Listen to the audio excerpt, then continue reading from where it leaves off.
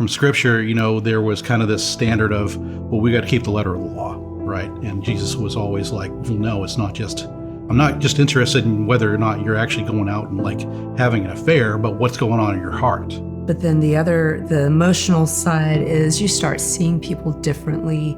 You start interacting with people differently. I've heard a lot of men in particular say, I got to where I couldn't look women in the eye. Yeah. Shame is just ready to go right there waiting to whack you over the head. Yeah. And then you feel less than. You feel like you're not even a human. Welcome to Hope Reforged, the podcast where we champion married couples from pornography addiction to a life of freedom, restoration, and unity. We know the road can be tough, but we're here to walk it together. It's time to break free from the chains of fear and shame. Experience Hope Reforged. So, why quit? Why quit? Well, I think we want to talk about some of the negative effects of pornography. And, what would seem obvious coming to a podcast like this is the relationship aspect, right?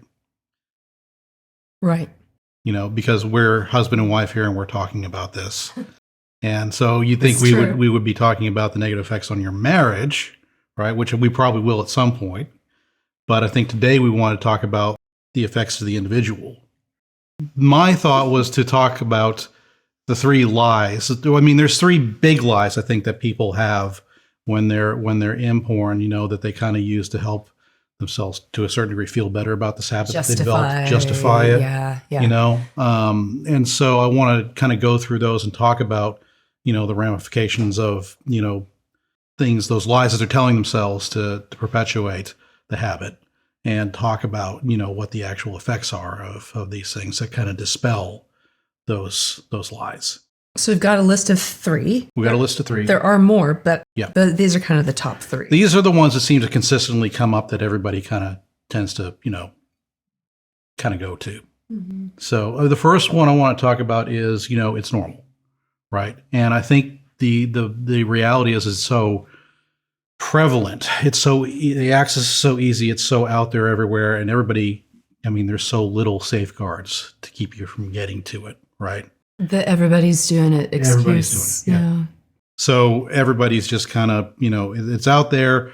It's like, I mean, you're kind of weird if you don't go look at some porn, right? That's kind of what people are telling themselves, So I want to talk about, and we're gonna spend a future episode really diving into this, but I want to talk about, just briefly touch on sort of the brain functions, the things that happen physiologically to your brain as you're looking at porn. And in a nutshell, basically the brain's got a reward system, right? So let's say you take a test, right? And you've got to study hard for it. And then at the end of that, you get a good grade and you feel good about yourself. Dopamine hit. Yes. So that whole reward system that the brain has in place is a healthy, normal response to help us to achieve things and to drive us to go through hardship in order to get that reward. And it's a normal reward system. But the problem with pornography is you're short-circuiting that process, right? So you're getting that dopamine hit with very little effort. No studying needed. No studying. I mean, you think about a marriage, it's a lot of work. There's a lot of, when you're pursuing someone, there's a lot of effort in that. And, you've got to, you want to put on your best face and you want to, impress that person. And there's a lot of effort into that pursuit. You find out what their love language is, or what really makes them happy. And so you pursue someone that way. Yeah. Where pornography, you don't really have to find out. I'm going to go here to this website and, hey, here's this person on the screen that, is sexy and they're into me and, and bam, gratification, so you're getting that dopamine hit. So, and dopamine is the most addictive, the strongest chemical reaction your brain can get. It's 4 times stronger than morphine. That's how powerful it is. So again, we'll go into all the Yeah. brain functions in another episode, but you're basically short circuiting the reward center of your brain. I mean, it's the same chase that adrenaline junkies and people who do cliff jumping and other stuff. They're chasing that dopamine hit. People who are looking for that gambler's high, or all sorts of other addictions. It's all that drive to get that dopamine hit. So the lie or the excuse that is normal, then one of the questions I have to raise is, if it's so normal, then why are friendships affected? Why are your the way that you interact with the opposite sex or even the same sex? Why is there a difficulty there if pornography is normal? And I think the thought behind my question is, well, okay, it starts changing how you see people. Yeah, you start to objectify. So it's no longer there's a person there that I've got a friendship with, that I'm building a relationship with, that we're interacting in some healthy way. It's I'm now pursuing you as an object for gratification. Which is heartbreaking, because it devalues, this creation, the pinnacle of God's creation that he said was very good in Genesis. Now you're devaluing people, humankind, to, what can I get out of you? Yeah. One of the main scriptures, when people talk to me about, is this normal? It's like, well, what does the Bible have to say about this, right?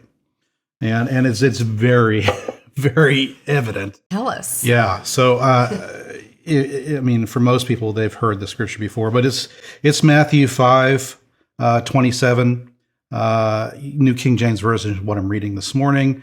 You have heard that it was said to those of old, you shall not commit adultery. But I say to you that whoever looks at a woman to lust for her has already committed adultery with her in his heart. So, that's very, it's not more clear than that, right? What is pornography other than looking at a woman or someone else with adultery in your heart, with lust in your heart? So I think it's very clear cut. Jesus makes a very clear line here, and I think from Scripture, there was kind of this standard of, well, we got to keep the letter of the law, right? And Jesus was always like, well, no, it's not just. I'm not just interested in whether or not you're actually going out and having an affair, but what's going on in your heart. Right? He was trying to bring, and is still trying to bring, kingdom, not just here are the rules so that you make it into heaven. What does this earth look like if his kingdom was here? Yeah. So he's always trying to get us to see through his perspective. Right. Well, it's the difference between a kid who's, you've got a child who's like, I'm just going to go ahead and obey the letter of the law, right? Just so I don't get in trouble, versus one who's like, I want to know what dad wants and I want to build my life around that, and the trust level you have between those two kids is completely different, right? Their approach to the whole relationship is completely different.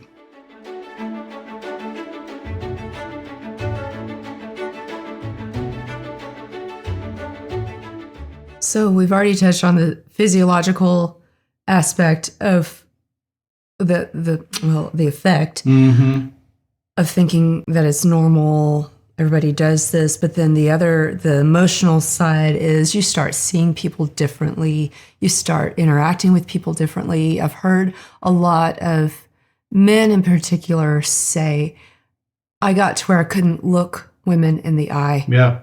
I just couldn't bring myself because of the shame that they were carrying. Yeah. Well, if it's so normal, then why does shame come alongside this thing with a vengeance? It is not a half-assed kind of deal. You are in shame, and it's overwhelming. Right. So the emotional and social response is there's no two ways about it. It's affecting stuff. Yeah.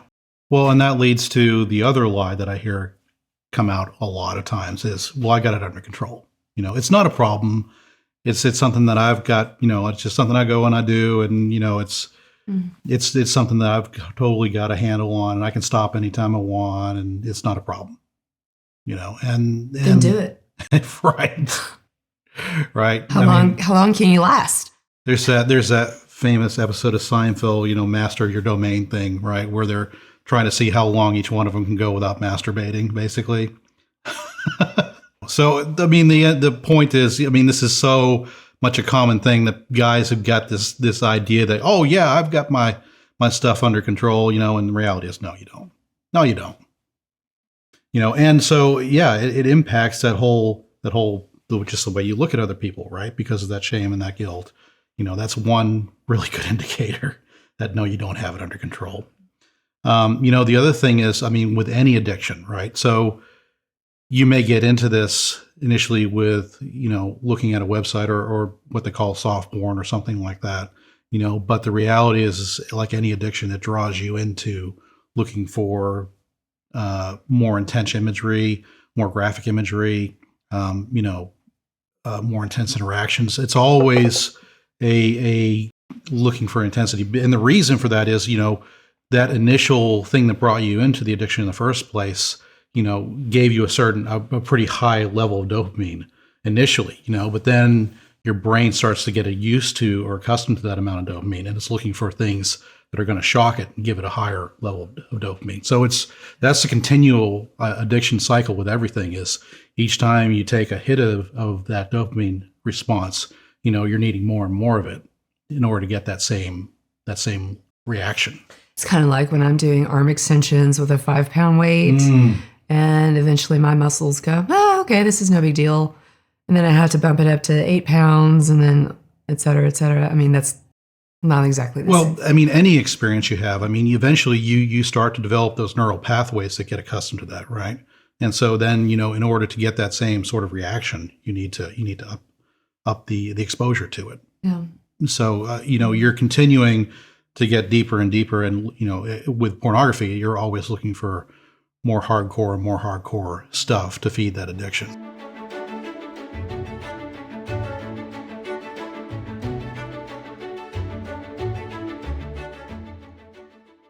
So with the second lie that I have it under control, what do you think are some of the emotional and spiritual aspects of that lie? We talked about, the sexual dysfunction that happens with, needing stronger and stronger hits, which leads you into more and more of the addiction. Well, before we go further, I would say there's also the reality of sexual dysfunction. Mm-hmm. That is one of the fruits of pornography. Mm-hmm. And it's been proven over and over again medically that the physiological effects are very widespread. Yeah. And so, I'm not qualified to go into the science of all that, but we'll have a guest speaker on in the future that talks about exactly what happens to the body. So right. Well, and the reality is, so they talk about this effect, so the are we going into it now? Well, a little bit, because Okay. the just to help people associate, what's going on.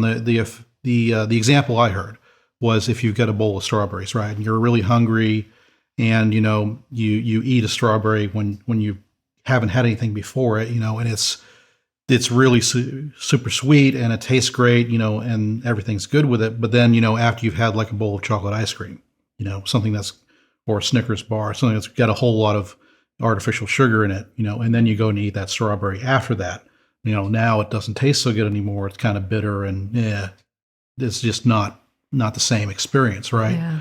And so that's the same sort of thing that happens when you get this concentrated, as you're getting more and more into pornography, as you get this concentrated sexual hit, of this imagery and this experience, and then you try to have a normal experience with your spouse, right?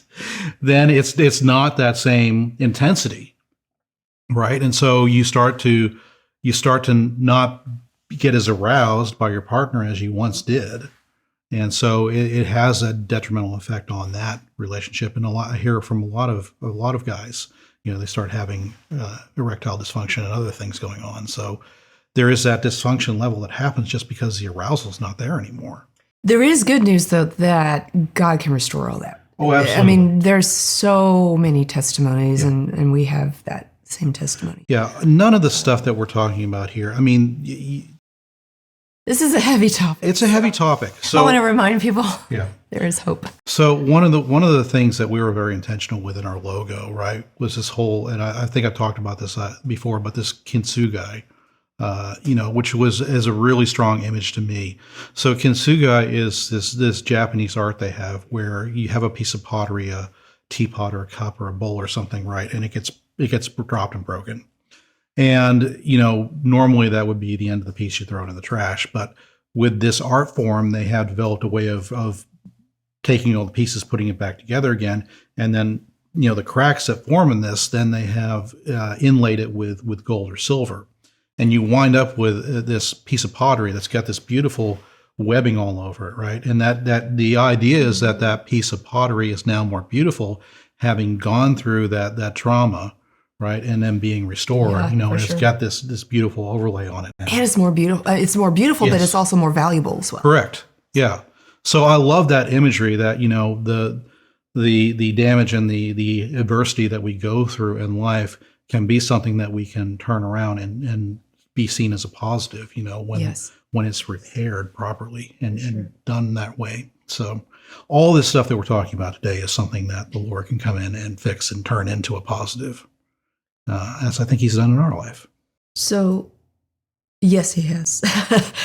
So I have it all under control idea. Mm-hmm. How's your relationship with Father God? Yeah. So there's a spiritual effect as well, where if there's so much shame and guilt, and are you able to go to Father God with an open heart, fully, fully engaged with Him?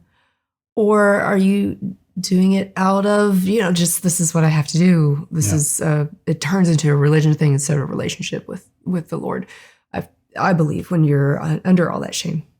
Well, you start to put that veil that was torn when Jesus was crucified, right? You start to put that back, when you've got this going on, because, I can't let God see, I got to put on the fig leaf. So this shame has a cycle. There's kind of a process where the enemy sets us up in a very stressful situation. So we need that dopamine high to feel better. But then afterward, you have shame is just ready to go right there, waiting to whack you over the head. Yeah. And then you feel less than. You feel like you're not even a human. Right. You're not worthy to go to the Father for forgiveness, for His grace, and on and on and on. Right. So. Which makes you feel crappy, which makes you want to go deal with that pain. Yep. Get your fix. Mm-hmm. Yeah. So it's a cycle that keeps ongoing and ongoing. That drives that whole self-sustaining, perpetuating shame cycle. Mm-hmm. Yeah. I think it's a trap. Mm-hmm. It is. I call pornography is such a trap. It looks so appealing at the beginning, but anyway, what's next? So the next thing that I want to talk about, another lie, right? And this is one I think, all these ones are ones that I told myself for sure as I was in it, And the third one is it's not hurting anybody else. This is just my stuff. It's not affecting anybody else. This is just me, and this is my stuff, and it's my problem, and nobody else is being impacted by this, right? Uh-huh.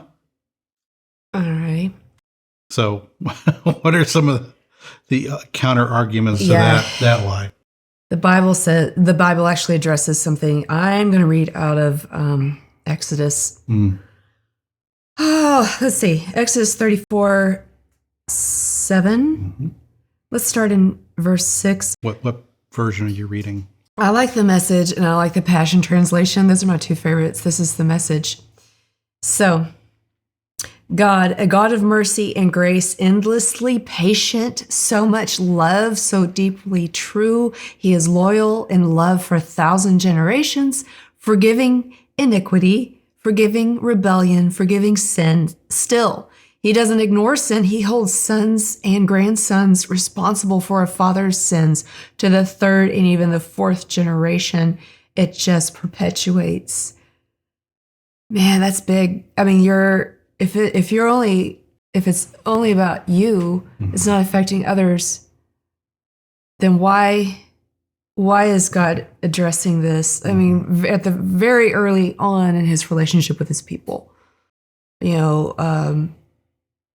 this is a big deal. Yeah.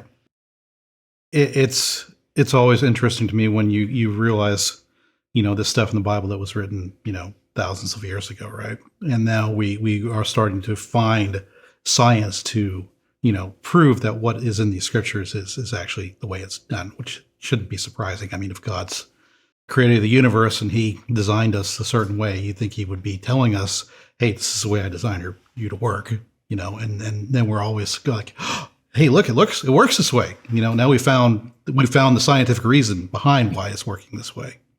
So the point I'm getting to with that particular scripture in particular is what we now know genetically is called epigenetic modification, right? And so this means that what they have found is that, obviously your DNA is pretty well set, right? But the reality is that your genes can be either basically turned on or off, expressed, in the next generation. So as you're learning new things, these genes for certain behavior patterns can be either repressed or expressed in the next generation as your genes are passed on. So how this works itself out is, if you, so there's a Pixar movie or a little short, right, that they do, before the main movies, they do these little like short films.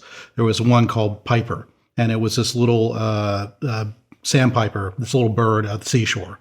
Right. And this bird, freshly hatched, and the parents going out and, they all try and dig out the clams before the next wave comes.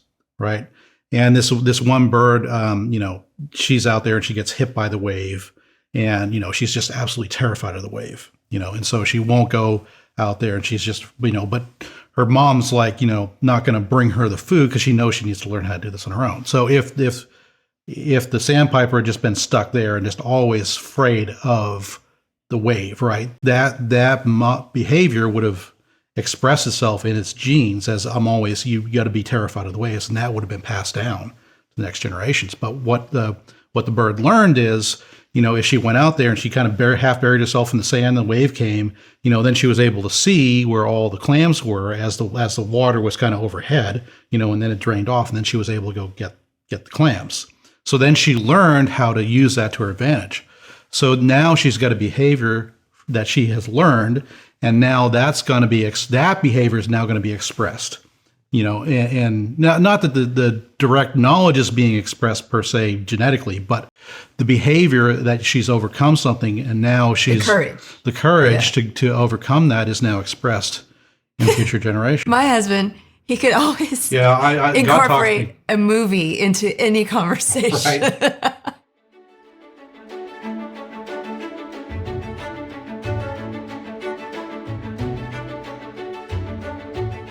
The point of all this is that, we now know scientifically that genes can be expressed. So, if you're struggling with pornography and you manage to overcome it, that can be expressed in your genes to your next generation.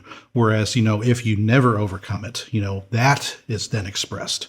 So that this whole thing of, passing down to the next generation, your iniquity. I hear people talk about, well, I just have an addictive personality. Mm-hmm. Like this is, I can't help it. This is just built into me. Well, it kind of is. But again, as we're always going to say over and over and over, you can be victorious through God's victory. Yes. Like that is what this is all about. It's not about us overcoming something out of our sheer will and stamina. It's all about him and his work. So his resurrection power. There was a study done, and I may mess this up a little bit because I didn't really review this, but basically in the Conqueror series that we talk about, from Pure Desire, which is a lot of the curriculum that we get a lot of this information from. But they talk about a study that was done with rats where they had this epigenetic modification. They've studied this and tested it. So they had a group of rats that were basically not giving any stimulus, right? So this whole gene of lack of creativity, they were put in cages without any stimulus, and so they were basically trained or not given the ability to learn. So they were intellectually repressed, basically, and then their offspring, and so when they were put side by side in a maze with other rats who were given that sort of stimulus, they were found to be unable to complete the maze even at all, let alone within a certain time period compared to some of the other mice or rats. So later, what they did is they took the offspring of these rats, and they were found to have that same defect. They wouldn't respond to the maze in the same way. But later in their lives, they were given a rich environment in which there were all these sorts of puzzles and stuff. And so they learned then, even though they had this gene that was in them that had been, repressed, and that lack of creativity, all of a sudden they were put in an environment and they learned how to react differently, right? To start interacting with their environment, start learning, and they were, start solving these puzzles and all these other sort of things. And so they were able to then flip that gene to on. And so then they were able to then, compete and go through the mazes and stuff as if they didn't have this active gene in the first place. So the reality is that this is overcomable, even though may have things that you were dealt a bad hand, so to speak. It's not a death sentence. It's not an ultimate thing. It's something that can be overcome, and then that overcoming can then be passed on to future generations. So the other big thing to talk about with regard to, this only impacts me, is the effect it has globally, right? And so the big thing to talk about is sex trafficking. Yeah. Sorry. That's a big one. We've got so much in media, and there's so many different resources coming out right now that are actually pointing at human trafficking and the reality of it, that I feel like people are more aware. I remember when you and I started going through this process back in the 90s, we weren't quite aware of what sex trafficking was happening in our country, in the United States of America. At that point in time, everybody thought it was happening in third world countries, somewhere far away, which was not reality. But I remember talking to you at one point. You were still in this, you still had some buy-in to some of these lies. And I remember talking to you at one point saying, what do you think is happening to that girl that you're looking at? Like, what do you think she's going through? She's not doing this because she wants to. And you're Which is a lie. No, it's true that she wasn't. No. I'm just saying that's not what's presented to you in the image or the video that you're watching. But your response was, no, that she's getting paid for this. Like, she may be getting paid, but she's probably strung out on drugs and she's working for her handlers. Like, this is not a dream job for most people. For most people. I mean, I don't know of anyone, and I've traveled a lot in this world, and thankful for those experiences, but I don't know of anyone who wants to get into the industry. Their dream is to be used, to be seen as an object, to be objectified, and to be seen as less than, and there's just anyway. So I'm going to stop talking about that. But yes, human trafficking, human slavery, whatever you want to call it, it's not a victimless crime. No, it's not. So I do want to talk a little bit more about that, but first I want to talk a little bit about the sponsor for this episode, which is C12. Yeah. And do you want to say some more about that? I've been a member of C12 for many years. It's so good to get together with like-minded people. There's up to 12 members per chapter, and we're just honest with each other. And so some of this topic has come up. We become so close and it's such a trusted community that we were able to bring our struggles to the group. It's as business leaders. As business leaders, most of the people are business owners and just really need some sort of support from people who think like we do. It's really refreshing to be able to have that sounding board. It's a peer advisory setting. And they act as a sounding board because they know that we know each other. We know each other's families. Yeah. It's true community. Yep. And everybody's a believer. Yeah. So, we're all drinking from the same well. Yeah. It's really a good resource when you're going through a challenge like trying to get free from pornography. Yep. Yeah. It's good to have that support system. And, actually human trafficking has been coming up in our discussions this past several months.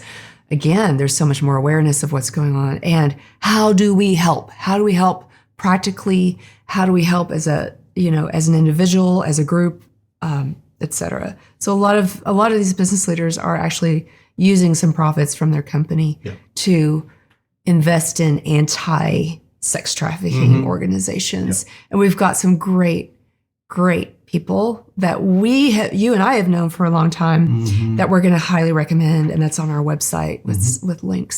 So I do want to also mention with regard to, the human trafficking that's happening. So, my thought when I realized this is going on is, well, I'm just not going to go, I'm going to be able to discern, which videos somebody's being abused and which videos somebody isn't, and I'll be able to figure out, but the reality is, even just nowadays, just going to the website in and of itself, right? It's not about, I'm going to go give somebody my credit card, and I'm going to fund it that way. It's because you don't need a credit card to access information. But nowadays, it's just going to the website and the ads that are on that thing. Just by visiting the website, you are giving these people money because the advertising agencies are paying them just because you're visiting the website.